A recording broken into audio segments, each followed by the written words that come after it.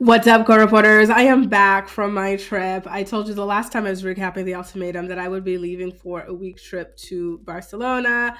I'm back. That trip was a nightmare. You can hit the join button to sign up for my channel membership to find out why. Long story. Let's get into the ultimatum, shall we? So when we pick back up in episode 6, Nicoteko and Cesar reunite, and they seem very, very lovey-dovey and everything like that. I thought, because it had been a while since I watched, I'm like, was that the original person that was giving her the ultimatum? Because this feels like a full-blown couple, but alas, no, this is one of the swap couples, of course. Then you've got Ruth, who tells Nola that she told Lebo at the girl meeting that, she and her man Nola had been hooking up repeatedly. And then we saw Ruth telling Nola that she admitted to his girlfriend Lebo that the two of them had been hooking up repeatedly, as I like to say, banging like a screen door in a hurricane.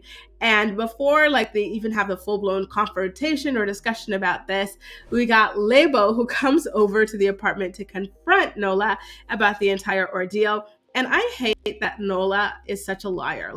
Every time she asks him, something, Ruth is always the one who tells her the truth. Nola's always the one lying to her, and Nola's the one who owes her everything as her boyfriend. He is such a trash human being. I really don't like him. All the lies, all the gaslighting, all the terrible behavior. He's not cute enough to be acting like this, and I'm just yuck. I'm yuck about this whole entire ordeal. And then, of course, he gets pissed off at Ruth for being an honest person who told Lebo about their situation. This truly, in my opinion, is a great example of psychological abuse. Someone just lying to you about something that is true over and over and over again, and then just flipping the situation on its head to make you feel like you're crazy and that you were mean for confronting them over something terrible that they did to you, right? And then he tells us in his confessional that he's been lying to her for her own good. What a sick man. He really almost had me when he was talking about, oh, my mom died when I was young, so now I respect women and try to treasure them because I didn't have that time with my mom. You hate women, you're a POS, and you abuse women. F you. So the fight then moves to Lebo's apartment, and then out the back terrace, because Lebo shares her apartment with Aiden, and Aiden's just there what's happening? I don't know how to calm down the situation. And when they go out to the backyard, a couple other couples are looking on in shock as Nola says that they're still getting married. He's like, we're still gonna get married, don't worry. Who told you she still wants to get married to you? Why would anyone want to get married with a cheating, lying, no good, dirty dick loser like you? Absolutely not, right? And then this loser goes back to the home that he shares with Ruth, and he's like, Ruth, how dare you? How could you betray us? Betrayal? You want to talk about betrayal? Meanwhile, you're having sex behind your girlfriend's back? Ew, I can't stand this man. I really, really cannot. To me, it's okay, Kanye's the overall show villain, okay? I've got that, especially, when it comes to the women's side. But when it comes to the men's side, Nola is the ultimate villain. He is trash, okay? And then, the little weenie boy that he is, he decides that he wants to call Ruth's boyfriend, Isaac, to rat out, the situation to him. He's like, oh, you did that to me? Let me go do this to you. Ruth told the truth to Lebo, not to be pity or anything like that. She told her because she's an honest person, and Lebo asked her, okay? So for Nola to go and call Isaac, knowing that he's not an honest person and he never would have told the truth about it as a gotcha, it really just shows his poor character at the end of the day. And then, Isaac comes, he's freaking out. You've got Aiden, who followed them over to this house, and he's freaking out on the side as well. And yeah, it was a lot, to be honest with you guys. It really, really was a lot. And something that stuck out to me was how easy it was for Nola to tell the truth to Isaac. Meanwhile, every time his girlfriend, who he supposedly loves and wants to marry, asks him for the truth, he denies her of the truth and he denies reality. This man is garbage, caps lock. So Isaac is, of course, devastated, but Ruth says, whatever, where have you been? And I think that's in reference to the fact that he kind of checked out of this relationship a long time ago. They haven't really been, I don't know if they've been intimate in a while. She hasn't met his family, his friends. She was cold as ice. She was done with the relationship at that point. And so this was her way of kind of getting out, it felt like. And then at a certain point, one of the guys, I don't remember if it's Nola or if it's Isaac. I think it was Isaac. He's talking to Aiden, who, is white, mind you, right? And he's like, oh, I just knew it. I just wanted that N-word to admit. I'm like, N-word? Why are you saying the N-word? You're South African. That is so weird. It just sounds, I gotta be honest. I don't like that this word is even used in music, in pop culture, in anything. I don't like this word being used at all. Okay. But then even more when it's used by people who are like not even from like the group that popularizes it. You know what I mean? It's like, why is a South African using the N-word? And then even furthermore, when you're using it in front of like others, like why are you talking to a white guy calling another black man the N-word? Like the whole thing, it was just really revolting to me. It like turned my stomach upside down. I really wish this word would just die. It's so ignorant. It's such like ew. Like I cringe every time people use it. It's just disgusting, right? But I digress. That was I really didn't like that moment, to be honest with you guys. It really like disturbed me. So anyway, Aiden, I felt kind of bad for him in that moment because he's just got couples fighting around him, right? Like first it was Lebo and Nola, then it's Isaac and Ruth, and he's just like caught up in all of it. And it kind of made me laugh, but I did feel bad for him nonetheless. So he says that he feels bad for Ruth for being manipulated by Nola and that it was pure evil. You can tell he does not like Nola. He does not think Nola is a good person, and he's correct in that. Nola is not a likable person, and Nola is not a good person. Nola is a low self-esteem person who gets validation from, seducing women and I guess discarding them or whatever. He doesn't actually genuinely care for women, and that's loser behavior. But I gotta be honest, I don't understand why he felt bad for Ruth, because I don't think you can be manipulated into cheating on someone that you supposedly love and someone that you supposedly and not supposedly, but literally issued an ultimatum to, insisting that they marry you. Like you're so in love, you want to get married so badly, yet you're here cheating. What's there to feel bad about? You obviously are, trifling in some capacity. And then on top of that, she had a very smug attitude and dismissive attitude when confronted by her boyfriend. So I don't feel bad for her at all, to be honest with you. Next, you've got Nola, who says that he tells Isaac, listen, I don't owe you ish, so don't be mad at me. Like I should only be apologizing to my girlfriend Lebo. And I'm like, the one you lied to? Like you told the truth to everyone but this girl. And now you're talking about this is the only one I owe anything to? Like this man, like does he hear himself speak? Like he is just so immature. Meanwhile, Ruth throws all of Nola's clothes out the door and calls him a fraud. Like she isn't a cheater herself. The hypocrisy was crazy this episode, you guys. Anyway, let's calm things down a little bit to the villa featuring Cesa and Nikateko and Kanya. So Cesa comes to Nikateko and she tells him about Kanya being mean to her in front of the other girls. And I thought we were going to get some R&R in this scene, because whenever I see these two together, you can't help but notice their amazing chemistry. I thought that they were a real couple here, But unfortunately, drama. He decides to tell Cesa to go confront Kanya about her behavior. And I don't like that he pushed her to do it. He walked her over there, and then as soon as it started happening and Kanya was being mean to her, what does he do? He walks away and leaves her there all alone. That was terrible. It felt very manipulative in my opinion. And it was very sad to watch Cesa get yelled at like that and just to be fat shamed. She was called a fat, disrespectful hood rat. Kanya was all in her face. It was really disgusting. It felt really abusive to me. And I hate that for her. And I do want to reiterate, I said this in my first part recap, but I truly think that Cesa is the most beautiful woman there. She is a doll to me. She's gorgeous, gorgeous, gorgeous. And, I think that her body is beautiful. Yeah, is she juicier? Is she curvier? Yeah, absolutely. But so what? That's her body. It's beautiful. And as you can see in the show, it seems like, that is the beauty standard of South Africa. These men prefer their women curvy, and good for them, go for it. Everybody doesn't have to be skinny, and there's nothing wrong with being a curvier woman. So it really did hurt my feelings to see, Kanya speak to Cesa that way. It's really, really terrible. Honestly, I feel like body image is such a fragile thing. I feel like I've been thin my whole life, but still it's you still have issues. You know what I mean? I feel like no matter what size you're at, you will always have issues. And so for someone to insult your size and your body, I can't even imagine, that's just terrible. I would be spiraling oh Lord, it really wasn't cool. Kanya is a really abusive person, and I really don't like her. I will say that I loved how Cesa, went back to the villa, and then she confronted Nkateko for leaving her there. He's like, you hyped me up to go there, you brought me over there, and then you left me. What the F? You're using me to confront your issues with her, because you knew how aggressive she was and you didn't have my back. And so I'm good for you, Cesa, for having the guts, the balls, and the chutzpah to call him out, because that's exactly what that was. It was super spineless on his end. Then, he goes, you know what?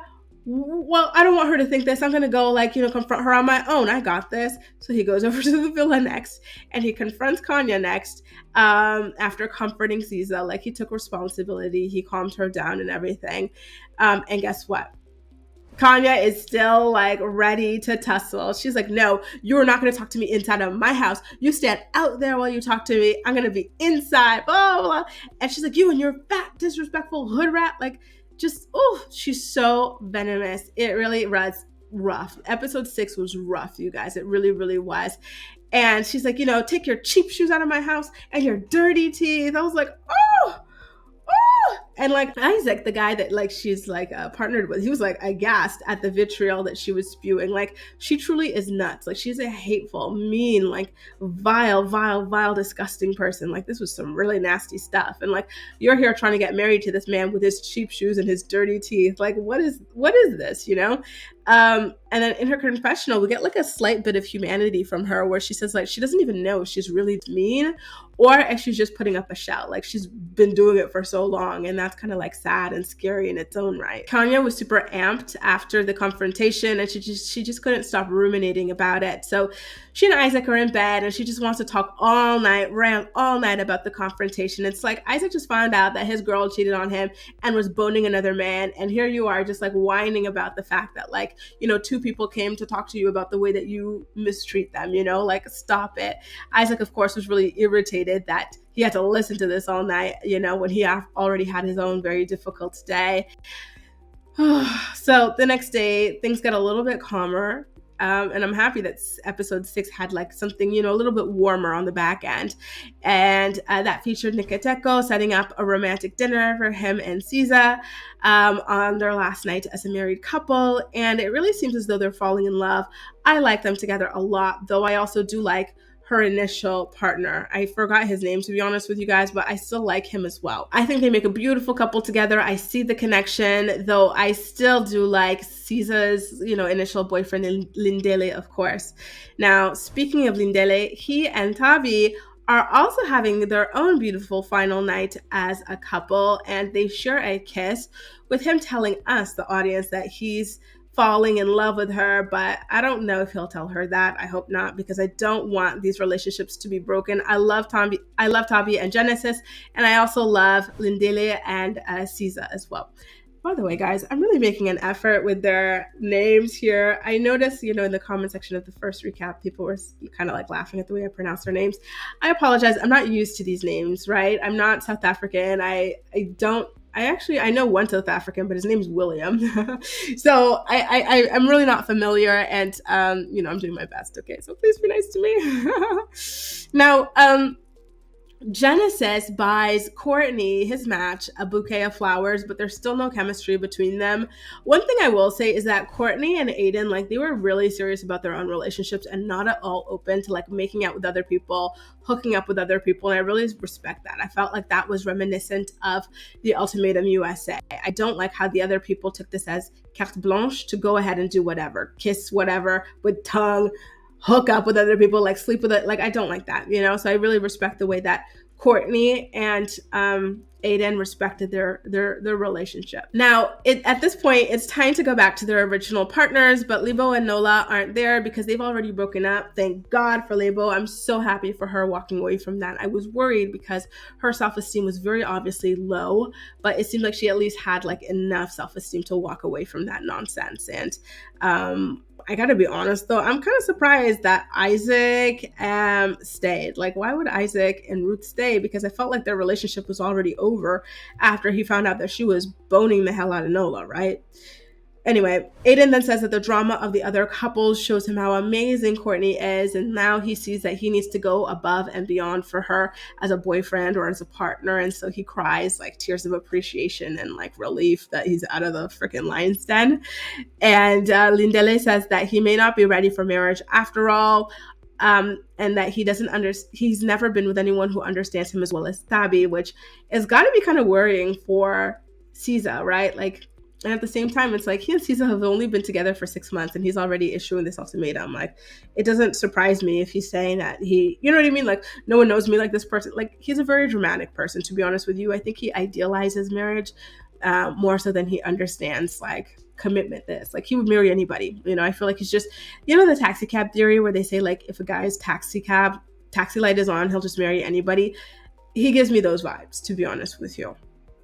Anyway, Kanya says that she's not looking forward to 3 weeks with Nikiteko and she can't stand him right now. And I'm like, yeah, Nikiteko, why are you still here with this girl? Like, she showed you how ugly she is, like truly, truly ugly as a person.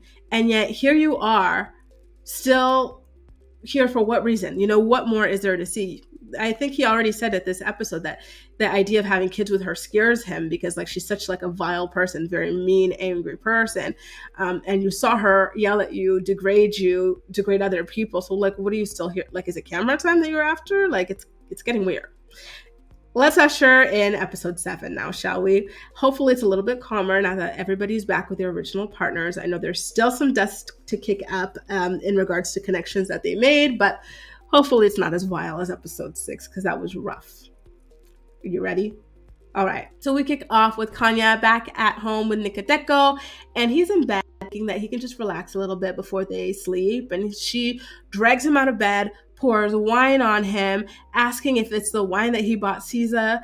And she's just, being so vile, so vicious, so abusive, and I was like, I really hope she never has kids. Like, she really needs to get this in check. I've seen people like this around kids. I remember once I was at a McDonald's back in Ottawa, and this couple in the suburbs, I can't tell you which suburb I'm from, but in the suburbs, and this couple comes in and they've got like 2 young kids, and the kids are just behaving normally. Like, they're not even rambunctious or anything. They're just talking to each other, vibing. And the mom, like, she was so triggered by every movement. She was just yelling like crazy in this McDonald's. Everyone looks stressed out. The dad looks stressed out. And it's like, why do people like stay with people like this? And even worse, why do they have kids with people like this to traumatize the kids? Like, that's what this dynamic reminded me of. It's really unfair, to be honest with you, but I digress.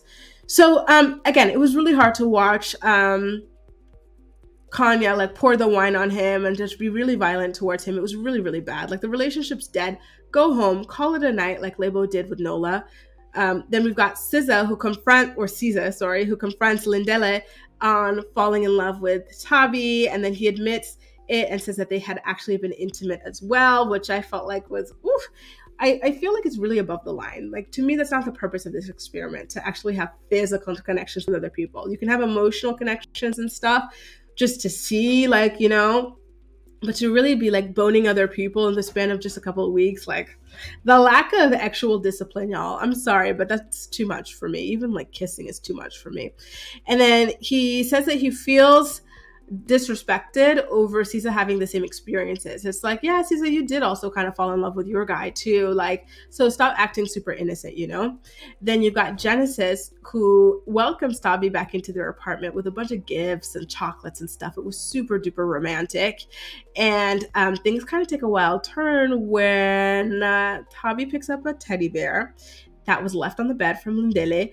And Genesis realizes, damn, another man has been appreciating my woman more than me. He's been with her for 6 years, and in the span of a couple of weeks, you've already got Lindele leaving all these gifts and being super attentionné, being super attentive towards her in a way that he hadn't been in a really, really long time. And so, I felt like that was good. He needed that kick in the teeth to let him know, like, yeah, she's got 6 years in with you, but there's still other men. She still got it. She can always leave you, and there'll be someone there to be with her, right? And so she like kind of lays down the ground rules. Like, listen, Genesis, I am not going to settle for anything anymore. Like, if you're not willing to put in the work that I need from you, I am ready to walk away. I just want you to know I'm no longer begging you to treat me right. And I said, yeah, girl, let his ass know. Put his ass on notice, good. And she also goes off to send Lindele a gift. So she does a little smooch on a letter, and then she puts it in a bag, and she lets Genesis know that this is a gift that she's got for Lindele, and she's going to deliver it to him, and Genesis is accepting of it. And to be honest with you, I don't like that she did that, to be honest. It's kind of like, okay, you had your opportunity while you guys were in a relationship. Now you guys are back with your original peeps, and this is what you're doing. Like, I don't like it. I feel like it's disrespectful to your relationship, and it's disrespectful to Lindele's relationship with Cesa as well. Then in his confessional, Genesis tells us that he's disappointed that she got Lindele a gift and not him. It shows that she's been thinking of Lindele, but not him. And I'm like, you got a point. I would be hurt about that too. But at the same time, I don't feel sorry for Genesis because I do think that he would have cheated on her with Courtney if Courtney had given him like the green flag, but like she just wasn't about it, so too bad, so sad. Why did Courtney romance Aiden with gifts, by the way? Like when they go back to the apartment, like there's all this stuff out there. And I'm like, oh, look, he said he was going to step it up. This is him stepping it up. It turns out it wasn't. Like she was the one romancing him. And I'm like, girl, why? Why? Did you not learn anything? Like he's the one that needs to appreciate you. That's the whole reason why you guys are here. Like what are you doing? This is like giving masculine energy. Like let him pursue you and woo you and show you that he has stepped up. He says that he would have done it, but he has no money. I'm like, more on that later, but so she tells him that she has high expectations for the 3 weeks that they're going to spend as a couple and that she will leave if those needs or expectations are not met, which I say good for you, girl, as you should. You've already given him 6 years of his life. Do not give him a minute more if he is not ready to step up as a man. Then finally, we've got Ruth apologizing to Isaac for the whole cheating situation, but she doesn't apologize for actually sleeping with Nola. She just apologizes that he found out the way that he did and for the way that she reacted, but not the actual act. And so Isaac's like, why are you apologizing for everything except for sleeping with him? And she's like, because I'm not sorry. And you're not all that innocent either. I know you were cuddling Kanya. I know you were seeing her naked. I know you were kissing her. And I'm kind of like, girl, you kind of ate that one little thing. Good for you. I get it. He's not super innocent either. Yeah, maybe he didn't, stick it in, but he might as well have with all the other stuff he was doing, right? Not a huge difference. Then she also points out how Kanya met his family in 2 weeks and she hasn't met his family in 2 years. And I'm like, yeah, girl, you got a point there too. And yeah, I see why she's incredulous about her behavior there. Like, it's kind of like, you've been disrespecting me all this time. Like, now what? It's not fun, is it? It's your turn. And Isaac tells her that, he's not going to sleep in the villa tonight. He's going to go home. He needs some time to think. And it's kind of like the Madonna whore complex. He's like, another man touched my woman. She's a whore. I can't be around this whore. Like that type of stuff, And she's like, all right, peace out. And I love how she's kind of like, go ahead, She's not like sobbing, crying, screaming, throwing up for him. And, it's good. Good for you. Like she's kind of ready to accept whatever happens and she's not going to force things. She's not going to beg. And I think that that's the way to be. Anyway, I already told you guys this, but I don't like that Tavi went to Lindele and Cesa's villa to drop off the gift, have this private conversation with him. Like it's just very disrespectful. And then after sleeping away from the villa, Isaac returns the next day and Ruth thanks him for coming back and handling things kindly, but then he lets her know that things aren't cool between them, although he does forgive her. And he's like, I'm gonna sleep on the couch right here. I'm gonna take a nap. But the thing is, the couch is so small. It doesn't have a pull out, and like his legs are half like way dangling over the couch. Like there's no way he can sleep on that thing. She's like, stop it. This is too uncomfortable. Come to bed. He's like, all right, I'm gonna come to bed, but I want to be in my own little corner and I don't want to touch you. I'm still mad at you. So that was kind of funny. And then what was not funny though? It's that Cesa comes home and she sees the gift bag with a kissy note that Tavi had left for Lindele, and she confronts him about it. And we're going to have to wait a little bit to see how that pans out, because next up, Nkateko tells us that his relationship with Kanya has always been volatile since day one in his confessional. And then it makes you wonder, like, okay, well, you must be crazy then if you've been putting up with this from jump.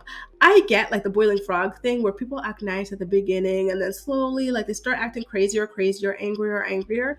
But you're saying she was like this from day one and you have been in a relationship with her for a year and a half? Forsaking your own mother to be in a relationship with this witch? You're crazy too. I don't know what's wrong with you, but you hide it better than her, and you hide it better than her, but you're crazy too. At that point, I'm like, yeah, he's not well. Anyway, Tavi and Genesis, they get into a better place in their relationship, and so they start kissing, and she's calling him the love of her life, and everything's looking good until Cesa pops up. Hello? Oh, Teva. That was Teva. I have a dog. No, Teva. Bien. C'était moi, meuf. Teva. Oh, putain. Now she's like, Teva. Oh, Lord. Anyway, I forgot the dog was... See, she's not my dog. I watch her, okay? Just to have some company during the days. And so I forgot she was here. I thought she went home. It's like 4:30. Anyway, so She's knocking. She comes home. She's like, hello? Anybody here? Oh, you're here, bitch. I want to drop off this bag that you brought to my home. It's disrespectful. You had your time with my man. You could have given it to him while you were there, and you didn't. So take it back. Too late. And I was like, good for you, Cesa. She's not a pushover after all. Like, yeah, like this was disrespectful. This wasn't cool. She did have her moment. Take it back. I got my man back. You got your man back. Move on, girl. You know, good. Then Kanya and Nikiteko then out of the blue, I don't even know how this happened, but they make up, their whole relationship situation. They decide that they're going to move forward for whatever reason. They make out. And at this point, I'm like, Nikiteko, you are a glutton for punishment at this point. You truly, truly are. Like, what are you even thinking? What are you doing? Is it Stockholm syndrome? I think that might be it. I really think that he's a victim at this point. But again, because it was this way from the very beginning, meaning that like the typical cycle didn't like happen where like the person fools you into thinking they're a nice person, I think there's something off about him. And then we got some friendship bonds happening. So Aiden and Courtney host Tabi and Genesis for games and drinks, and I thought that was really lovely to see. And Ruth gets tired of Isaac playing the victim about like her relationship situation with Nola. And she asks him, why are you like acting like you weren't, cheating yourself? Like you weren't cuddling, like you weren't kissing, like you weren't seeing another woman naked. Like stop it. Get off this like drama victim stuff, right? And so she's like, why are you still here if you're going to be moping around and acting like you could barely stand the sight of me? You can't touch me. You can't be around me. And so Isaac goes, let me show you why I'm here. Because of this.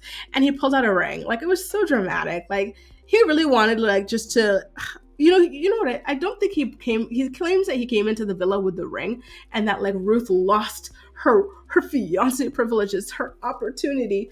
But let me tell you what I think happened. Now come closer. A little closer. Here's what I think happened.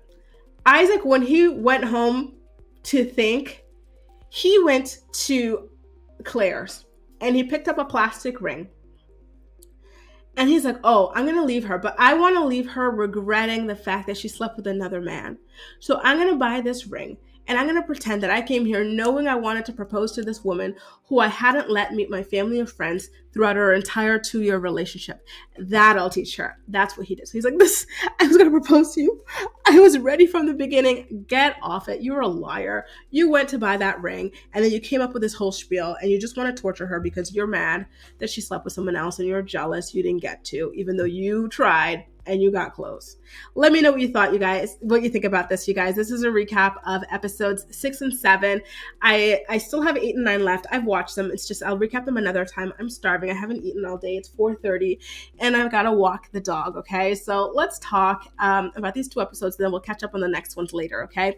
Let me know all your thoughts and opinions in the comment section down below. And as usual, we'll chat. Don't forget to subscribe if you haven't already, and I'll see you in my next video. Bye now.